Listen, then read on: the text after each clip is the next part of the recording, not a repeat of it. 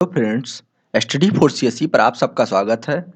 जो रसिया ने यूक्रेन में इन्वेड किया है उसको कंडेम करने के लिए यूएन में एक रेजोल्यूशन लाया गया है, United nation security council UNSC में, जिसमें 15 मेंबर होते हैं। और उस समय 15 मेंबर की संख्या जो 5 परमानेंट और 10 नॉन परमानेंट। 5 परमानेंट में आप लोग जानते हैं चाइना, फ्रांस, रसिया, यूके और यूनाइटेड स्टेट। और जो 10 नॉन परमानेंट हैं उसमें इस भारत है, यूएई है। जो मेन भारत और यूएई इन दोनों को याद रखना, और साथ साथ ब्राजील, ये 3 है। वैसे 10 होते हैं, ये पूरा लगा हुआ है, आप लोग इसको देख लीजिएगा 10 को।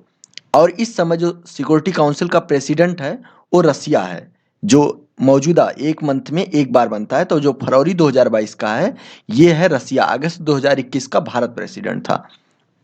अब इसमें जो मीटिंग हुई है उसमें किसने एस वोट किया है, किसने अब्सटेन किया है, किसने नो किया है।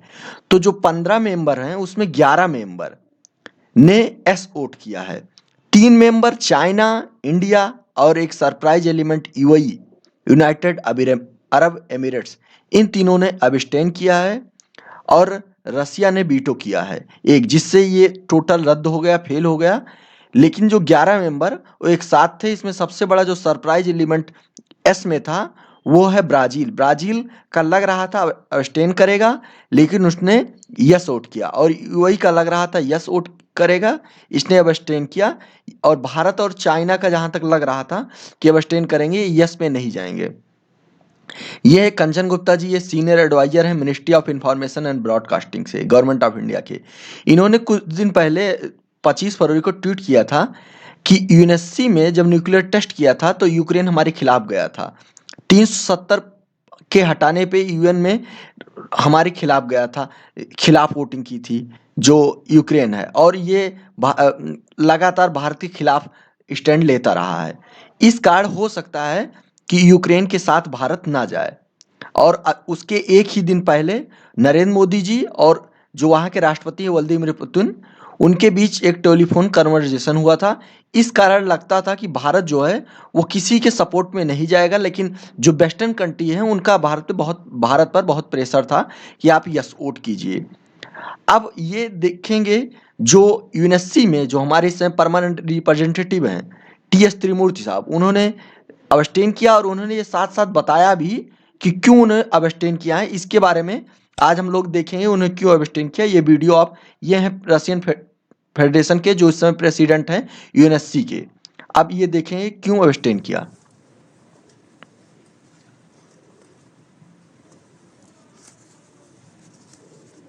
Mr. President, India is deeply disturbed by the recent turn of developments in Ukraine. We urge that all efforts are made for the immediate cessation of violence and hostilities. No solution can ever be arrived at the cost of human lives. We are also deeply concerned about the welfare and security of the Indian community, including a large number of Indian students in Ukraine. The contemporary global order has been built on the UN Charter, international law, and respect for the sovereignty and territorial integrity of states. All member states need to honor these principles in finding a constructive way forward. Dialogue is the only answer to settling differences and disputes, however daunting that may appear at this moment. It is a matter of regret that the path of diplomacy was given up. We must return to it.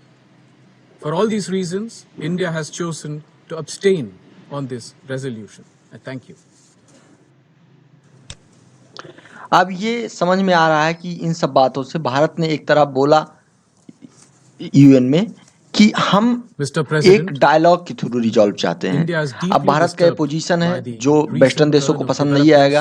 अब देखिए इसके बारे में क्या होता है आगे। लेकिन भारत ने, ये बहुत बड़ी न्यूज थी, भारत ने एस वोट देने से मना कर दिया वेस्टर्न कंट्री के बहुत ज्यादा प्रेशर होने पर भी।